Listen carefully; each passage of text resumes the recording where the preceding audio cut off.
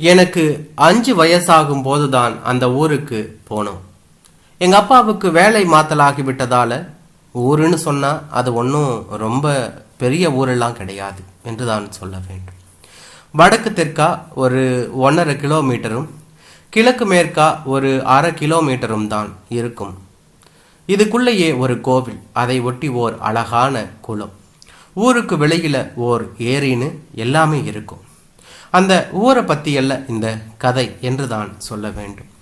நாங்கள் அந்த ஊருக்கு வந்து சேர்ந்த கொஞ்ச நாளிலேயே எங்கள் அப்பா என்னை சலூனுக்கு கூட்டிட்டு போனார் என்று தான் சொல்ல வேண்டும். குளத்துக்கு இடப்புறம் ஒரு சிறிய கிளை நூலகம், அதன் பக்கத்தில் ஒரு பெட்டிக்கடை, ஒரு டெய்லர் கடை மற்றும் இந்த சலூன். அந்த காலத்தில் அது ஒன்னே ஒன்று தான் சலூன். அதனால் பேரே இல்லாத சலூன். 3 நாட்காலி இருக்கும். வெளியே 2 பெஞ்ச் போடப்பட்டிருக்கும். அதில் ஒரு தமிழ் பேப்பர், பலர் படித்ததால் கசங்கி போயிருக்கும். எப்பவும் 4 பேர் அந்த பெஞ்சில் உட்கார்ந்திருப்பதை பார்க்கலாம். ஏதாவது பேசிக்கொண்டும் ஓரிருவர் பீடி பிடித்து கொண்டும் இருப்பார்கள் என்று தான் சொல்ல வேண்டும். அதுக்கு முன்னாடி வரைக்கும் நாங்கள் சென்னையின் புறநகரில் இருந்த போதெல்லாம் சலூன் என்பது இந்த மாதிரி அவஸ்தை கிடையாது. இவ்வளவு கூட்டமும் இல்லை, காத்திருக்க வேண்டிய அவசியமும் இல்லை. இங்கே ஒரு சின்ன ஆறுதல். அப்பாவின் பதவி காரணமாக ரொம்ப நேரம் காத்திருக்க வைக்காமல் 3ஆவதாக நாற்காலியில் உட்கார வைத்தார் அந்த பெரியவர் என்று தான் சொல்ல வேண்டும்.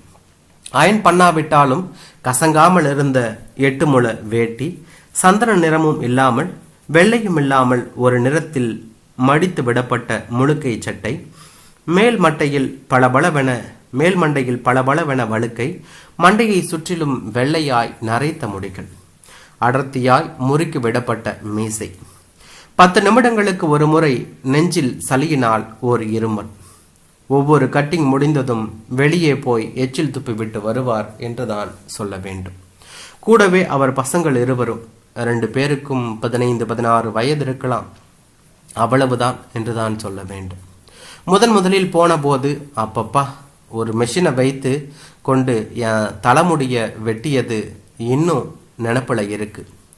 அந்த மெஷினில் என் தலைமுடி மாட்டிக்கொண்டு நான் வலி தாங்க முடியாமல் தலையை அங்கும் இங்கும் ஆட்ட, தம்பி தலையை ஆட்டாதீங்க அப்புறம் கத்தி பட்டடும் அப்படின்னு அவர் பயமுறுத்த, அதிலிருந்து மாதம் முடிவெட்டும் நிகழ்ச்சி ஒரு பயங்கர கனவாகவே இருந்தது. இதெல்லாம் கொஞ்ச காலம்தான். அதுக்கப்புறம் ஒரு நாள் அப்பாவே அவரிடம் மெஷின் போட வேண்டாம் என்று சொல்லிவிட கொஞ்சம் தப்பித்தேன் என்று தான் சொல்ல வேண்டும். 2-3 வருஷம் கழித்து அப்பா என்னை கொண்டு விட்டு போய்விடுவார் என்று தான் சொல்ல வேண்டும். முடிந்ததுக்கப்புறம் நானே வீடு திரும்ப வேண்டும். அப்போதெல்லாம் அந்த கடையில் என்னை கவர்ந்தது கண்ணாடியின் அருகில் சட்டம் போட்டு வைத்திருந்த அந்த ஓவியம்தான்.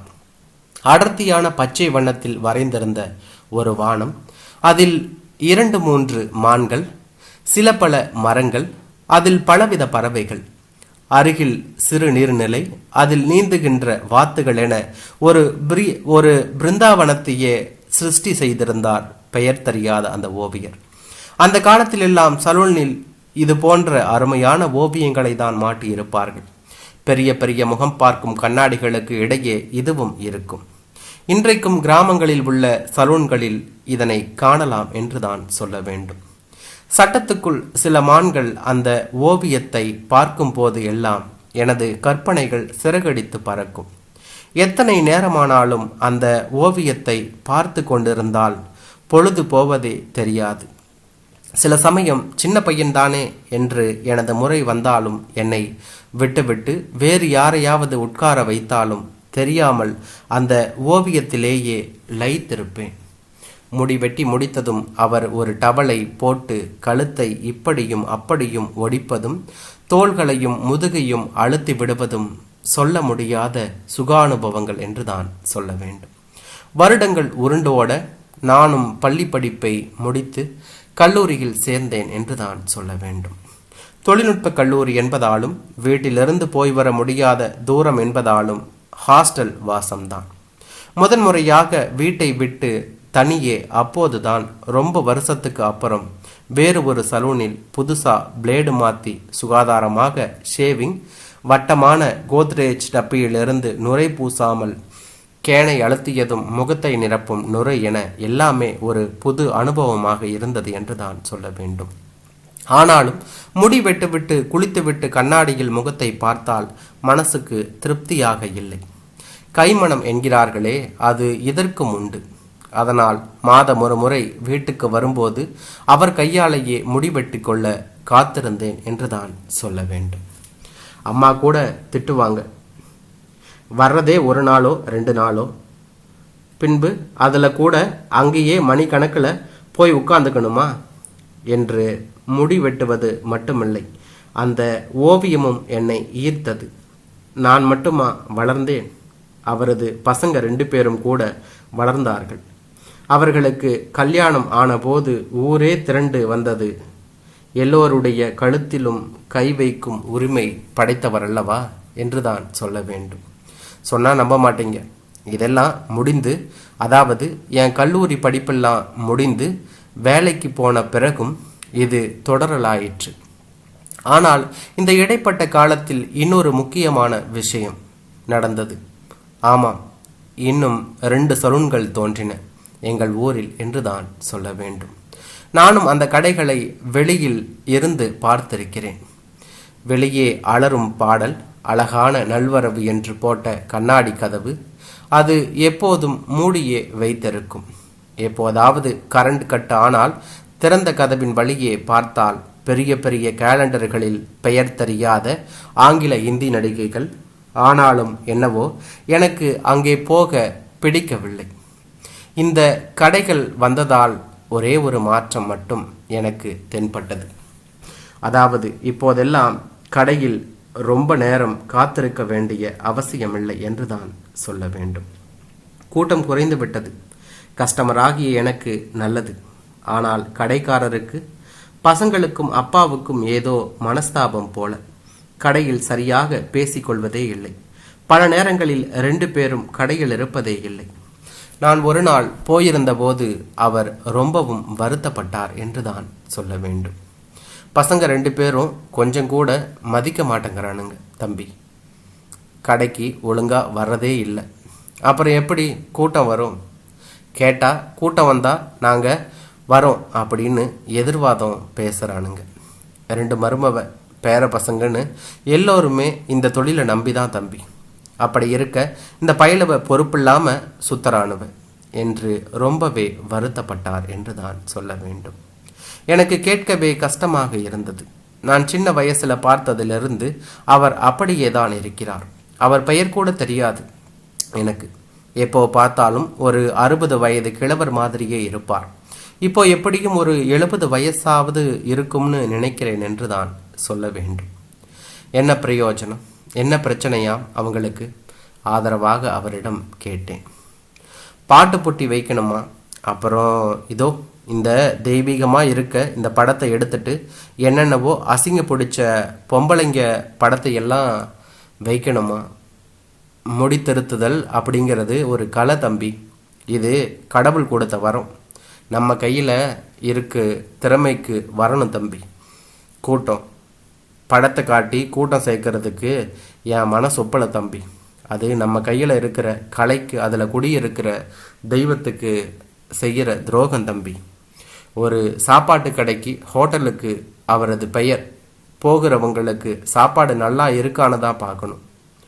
படம் பார்க்கறதுக்கும் பாட்டு கேட்கறதுக்கும் இது இடம் இல்லை பாருங்க என்று அவர் சொன்னார். அவரை பார்க்க எனக்கு ஒரு விதத்தில் பெருமையாகவும் அதே சமயத்தில் பொறாமையாகவும் இருந்தது. கலையே விளையாக்கும் இந்த உலகத்தில் இப்படி ஒரு மனிதரா? விளம்பரமும் வெளிச்சமும் இல்லாவிட்டால் கலைக்கு மதிப்பு கிடையாதோ என்று தோன்றியது. அதுக்கப்புறம் ஒரு 4-5 வருஷம் நான் ஊர் பக்கமே போக முடியவில்லை. வெளி மாநிலங்கள், வெளிநாடு என்று ஒரே அலைச்சல். இப்போது 1 மாதம் விடுமுறை. உடம்பு ஓய்வுக்காக திணறிய நேரம். மறுபடியும் ஊருக்கு போய் அவர் கையால் முடிவெட்டி கொண்டு கழுத்தையும் சுளுக்கெடுத்து விட்டால்தான் தீரும் போல இருந்தது. அவர் சொல்லுவார், தம்பி மூளையிலிருந்து எல்லா கட்டளையும் எப்படி உடம்போட பிற உறுப்புகளுக்கு போகுதுங்கிறீங்க? எல்லாம் கழுத்து வழியா இந்த முதுகுந்தண்டுக்கு வந்து அதிலிருந்து தான். அதனால கழுத்து எப்பவும் ரொம்ப எலிசா எந்த பிடிப்பும் இல்லாம இருந்தாதான் மூளையோட கட்டளைகள் வேகமாக போகும் தம்பி. இல்லைனா எப்பவுமே சோம்பலாதான் இருக்கணும் என்று சொன்னார். இப்போ ரொம்ப நாள் கழிச்சு அவரை பார்க்கணும்னு தோணுச்சு. ஊர் பக்கம் புறப்பட்டேன். காரில் ஏறினால் அரை மணி நேரம்தான். காரை கோவிலின் மூலையில் விட்டுவிட்டு கடைக்கு போனால் அதிர்ச்சி என்று தான் சொல்ல வேண்டும். கடையை காணவில்லை. பக்கத்தில் இருந்த டெய்லரிடம் கேட்டேன். அவங்க கடையை மூடி 2-3 வருஷம் ஆச்சு. பசங்க அடுத்த தெருவில் பெரிய கடை போட்டிருக்காங்க என்றார். அடுத்த தெருவில் கடையை தேடி போனேன். ரவி ஹேர் ட்ரெஸ்ஸஸ் பெரிய போர்டில் யாரோ ஒரு ஹாலிவுட் நடிகை சிரித்தாள் என்றுதான் சொல்ல வேண்டும். உள்ளே நுழைந்ததும் பெரிய பையன் ரவி வரவேற்றான் என்றுதான் சொல்ல வேண்டும். வாங்க தம்பி, ரொம்ப நாளாச்சு உங்களை பார்த்து என்றான். உள்ளே ஏதோ ஆங்கில பாடல் மெலிதாக ஒலித்து கொண்டிருந்தது. திரும்பிய இடமெல்லாம் ஹாலிவுட், பாலிவுட் மற்றும் கோலிவுட் நடிகைகள் என்னை பார்த்து சிரித்து கொண்டிருந்தார்கள் என்றுதான் சொல்ல வேண்டும். ஆமா, வெளியில சுத்த வேண்டிய வேலை, அதான் வர முடியாம போச்சு. கட்டிங் பண்ணிடலாமா? அப்படியே ஒரு ஆயில் மசாஜும் கூட பண்ணிடலாமா என்று கேட்டார்கள். சரி என்று தலையாட்டினேன். நிஜமாகவே அற்புதமாக இருந்தது சலூன் என்று தான் சொல்ல வேண்டும். எப்போ இந்த கடை திறந்தீங்க என்று கேட்டேன். 3 வருஷம் ஆச்சு தம்பி. எவ்வளவு சொன்னாலும் அப்பா அந்த கடையை கொஞ்சம் கூட மாற்ற விடலை. போட்டி அதிகமாயிடுச்சு தம்பி. கடையில் ஆளே வரல. இவர் எவ்வளவு சொன்னாலும் புரிஞ்சுக்கிடலை. கடைக்கு வாடகை கொடுக்க கூட முடியலை தம்பி.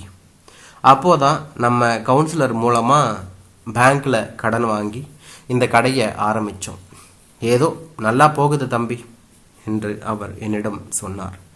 முடிவெட்டி முடிந்ததும் தலையை நன்றாக துடைத்து ஆயில் மசாஜ் செய்தார். நல்ல தூக்கம் வருகிற நேரத்தில் எழுப்பி அப்படியே நாற்காலியை பின்னுக்கு சாய்த்து என் தலையை ஷாம்புவினால் கழுவினார் என்றுதான் சொல்ல வேண்டும். பிறகு தம்பி முடிஞ்சிருச்சு என்றார். கண்ணாடியை பார்த்து தலைவாரி கொண்டேன் என்றுதான் சொல்ல வேண்டும். வீட்டுக்கு போய் குளிக்க வேண்டிய வேலையே இல்லை போலிருக்கிறது என்று என் மனம் சொல்லியது. 500 ரூபாய் எடுத்து கொடுத்துவிட்டு மீதியை வைத்து கொள்ளுங்கள் என்றேன். அப்பா எப்படி இருக்கார் என்று கேட்டேன். நல்லா இருக்கார் தம்பி. என்ன கடைக்கு வரதில்லை? எங்கள் மேலே கோபம் இன்னும் தீரல தம்பி. உங்களை மாதிரி பழைய ஆளுங்கள்லாம் இன்னும் அப்பாவை கேட்குறாங்க என்று சொன்னான். அவரை நினைத்து கொண்டே வெளியே நடந்தேன் என்று நான் சொல்ல வேண்டும். காலத்துக்கு ஏற்றாற் போல மாறாதது தவறோ அல்லது மாறாமல் நின்றதுதான் சரியா? தனக்கென்று சில சட்டங்களை வகுத்து கொண்டு அதனை மீறாமல் இருப்பது தவறா? எனக்கு புரியவில்லை என்று தான் சொல்ல வேண்டும். திரும்பி வரும்போது ஒரு சிகரெட் பிடிக்க வேண்டும் போல தோன்றியது. பழைய கடைக்கு பக்கத்தில் இருந்த பெட்டி கடையில் நின்று சிகரெட் வாங்கி கொளுத்தினேன். முடியும் தருவாயில் தம்பி என்று ஒரு குரல். யாரென்று திரும்பி பார்த்தால் அவர். சடக்கென்று சிகரெட்டை தூக்கி போட்டுவிட்டு எப்படி இருக்கீங்க என்று கேட்டேன் என்று தான் சொல்ல வேண்டும். நல்லா இருக்கேன் தம்பி என்றார் அவர். கடையை தேடி வந்தீங்களா என்று கேட்டார். ஆமாங்க, அப்புறம்தான் உங்கள் பசங்க அடுத்த தெருவில் கடை போட்டிருக்கிறதா சொன்னாங்க என்று சொன்னேன். என்னத்தை சொல்ல தம்பி, அங்கே தான் போயிட்டு வரீங்களா என்று கேட்டார். ஆமாங்க என்று சொன்னேன். என் முகத்தை கையால் பிடித்து இப்படியும் அப்படியும் திருப்பி பார்த்தார். தம்பி கொஞ்சம் என்னோட வாங்க என்று என்னிடம் சொன்னார். நானும் அவர் பின்னாளிலேயே நடந்தேன். பழைய கடைக்கு மிகவும் அருகில்தான் அவர் வீடு. பழைய காலத்து வீடு. சுற்றி நடந்தவர் வீட்டின் பின்புறம் மாமரத்தின் அடியில் ஒரு நாற்காலியை போட்டு என்னை உட்கார சொன்னார். ஒன்றும் புரியாமல் உட்கார்ந்தேன். சிறிது நேரத்தில் ஒரு பித்தளை பெட்டியை எடுத்து வந்தார். அதனுள் இருந்த ஒரு கத்தியை எடுத்தவர் சாணைக்கல்லை எடுத்து அதில் தேய்க்க ஆரம்பித்தார். பிறகு என் அருகில் வந்து என் கிருதாவை மலிக்க ஆரம்பித்தார். இப்படியும் அப்படியும் முகத்தை திருப்பி திருப்பி பார்த்து திருப்தி அடைந்ததும், என்ன வேலை செய்கிறானுங்க தம்பி, 2 பக்கமும் கிருதா சமமா இருக்க வேண்டாமா? இப்ப பாருங்க தம்பி என்று பழைய ரசம் போன கண்ணாடியை காண்பித்தார் என்றுதான் சொல்ல வேண்டும். கண்ணாடியில் எதுவும் தெரியவில்லை. ஆனால் அவர் முகத்தில் தெரிந்த திருப்தியிலிருந்து இப்போது கிருதா சரியாக இருக்கும் என்று தெரிந்தது என்றுதான் சொல்ல வேண்டும். புன்னகையுடன் தலையாடினேன். பிறகு பாக்கெட்டிலிருந்து ஒரு 100 ரூபாயை எடுத்து நீட்டினேன் என்றுதான் சொல்ல வேண்டும். அதெல்லாம் வேண்டாம் தம்பி, கடவுள் புண்ணியத்துல என் பசங்க என்னை நல்லாவே பார்த்துக்கிறாங்க. என்ன ஒன்று தொழில் சுத்தம் இல்லை இந்த காலத்து பசங்க கிட்ட என்று சொன்னார். அவரை நினைக்கையில் இன்னும் பெருமையாகவும் பொறாமையாகவும் இருந்தது என்று தான் சொல்ல வேண்டும். அவரிடம் விடை பெற்று காரை நோக்கி நடந்தேன் என்று தான் சொல்ல வேண்டும். சிறிது தூரம் போனதும் மறுபடியும் அவர் குரல் என்னை அழைத்தது. தம்பி, கொஞ்சம் நில்லுங்க. கையில் ஒரு பெரிய பையுடன் வேக வேகமாக என்னை தொடர்ந்து வந்தார் என்று தான் சொல்ல வேண்டும். கேள்வியுடன் நின்றேன். இந்தாங்க தம்பி, இனிமே இது உங்ககிட்ட பத்திரமா இருக்கட்டும் என்று சொன்னார். பையை வாங்கி உள்ளே என்ன இருக்கிறது என்று பார்த்தேன். ஒரு பேப்பரில் சுற்றி பீய்ந்து போன சட்டங்களுக்குள் கரும்பச்சை நிறத்தில் வனமும் அதில் மான்களும் என்றான்.